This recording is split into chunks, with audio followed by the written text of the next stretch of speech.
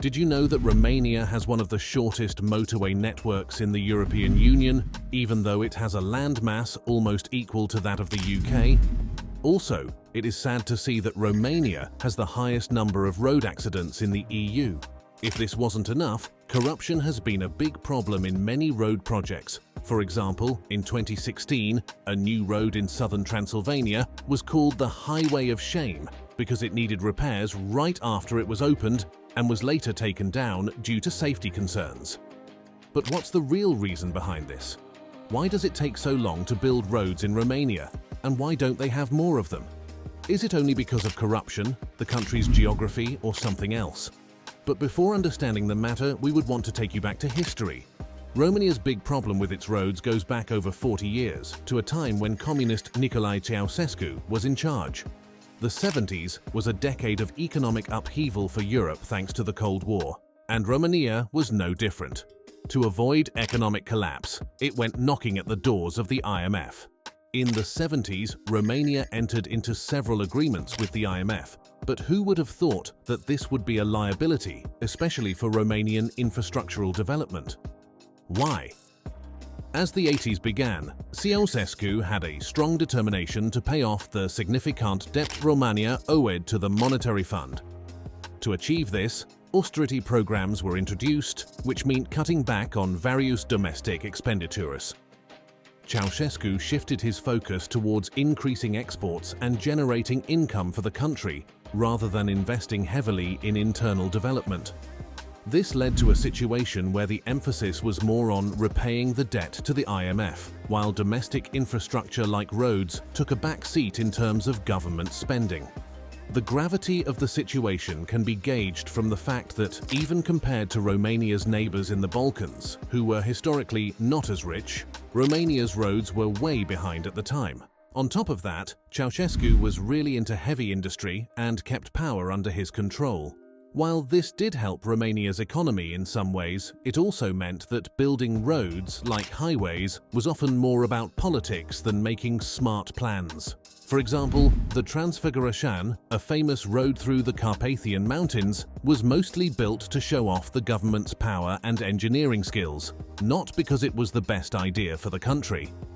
Since Nicolae Ceausescu's rule and the end of communism in 1989, Romania's infrastructure, particularly the train system, has been in a long period of decline.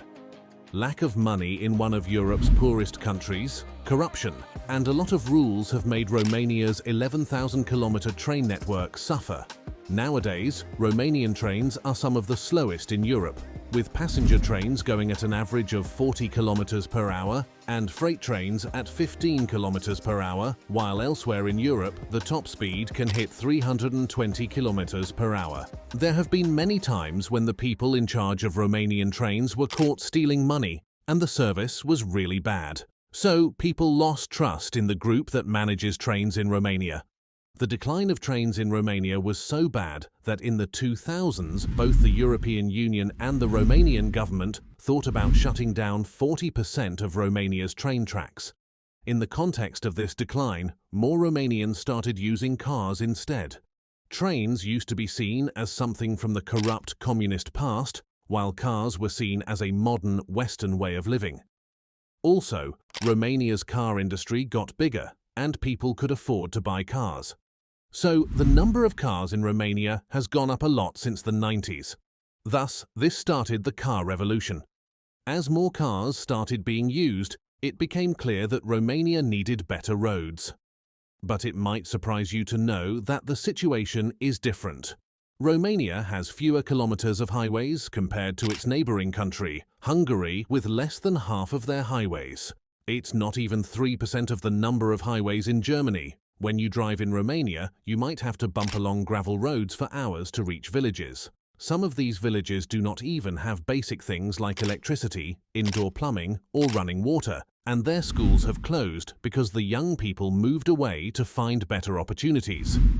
The roads that connect cities aren't great either, and it causes a lot of traffic. To tackle this problem, in 2015, Romania came up with a transportation plan called the Romanian General Transport Master Plan. This plan focused a lot on building highways. The goal was to make 1,800 kilometers of roads by 2030, connecting the country and replacing the old train network. They started by connecting Bucharest to other parts of Romania through the A1 highway and planned to expand it to Moldova in the east. In 2018, the National Road Infrastructure Company said that Romania had 88 square kilometers of potholes, which is about a third of the land area of Bucharest and more than the size of Manhattan. Even though they had a big plan, Romania only managed to build about 50 kilometers of highway every year on average, which is way less than what's needed for such a big project. This slow progress is because of the following main reasons. But before we move ahead, do like the video and subscribe to the channel if you like our content. First, Romania's geography is tough. They have to build highways in the hard terrain of the Carpathian Mountains, and that means building not just the roads, but also the tunnels and bridges needed in the mountains. Second, there wasn't enough money at first, but Romania is now spending more on infrastructure, about 6% of its GDP, including funds from the European Union. But it's not being used efficiently, and the cost of building roads in Romania is 3 times more than in neighboring Bulgaria. The rules and paperwork have also slowed down highway construction in Romania. Getting permission, buying land, and checking the environmental impact has taken a lot of time and made projects slower. And finally, Romania's government has been very unsure about which roads to build and which cities they should connect. An example of this confusion is the A0, a highway that goes around Bucharest. In 2019, a Chinese company got the contract to build it, but 2 years later, the Romanian government said no to Chinese companies for new contracts, and they even wanted to cancel the contract for the A0 highway, which broke the deal with the Chinese firm. This led to a long legal battle, and no highway was built for 4 years. In 2023, the Chinese company was finally allowed to start building. Some people say that most of the bad roads in Romania are in cities and local areas, not the national roads. The issue with national roads is that they go through towns and villages instead of around them, so you often have to drive slowly in those parts. The new highways are starting from scratch, and that means they have to figure out where to build them, which can be expensive, and they have to take land from people.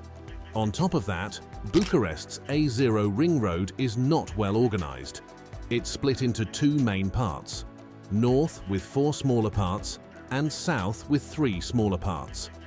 2 out of the 3 parts in the south might be done by the end of this year, and the third one next year. In the north, the Chinese company, Power China, is working on only 1 out of 4 parts. The news is true, but it's only about 1 out of 7 parts for the whole AZ0. In the north, 1 more part is behind schedule, but the other 2 are on track. So even though it's frustrating, and partly because of problems and corruption, only 2 out of 7 parts are delayed. Analysts with a more optimistic tone suggest that all the contracts are signed for the first part of the A1, which goes through the Carpathian Mountains. It's expected that sections will be finished between 2026 and 2028, which is a reasonable time considering how tough it is. The A7, which will connect Moldova to the capital, is also doing well, and most of the 440 kilometers should be done around 2025-2026. The local company, UMB Group, works on it and has a good reputation for doing things efficiently and with quality. Whether to remain optimistic or concerned is another debate altogether, but what we all need to agree on is that Romania's infrastructure is poor when compared to other Europe, and most of the reasons are due to the state's negligence. What do you guys think? Do let me know your thoughts in the comments. Don't forget to subscribe to the channel, and if you want more insightful videos on Romania, watch these videos on the screen.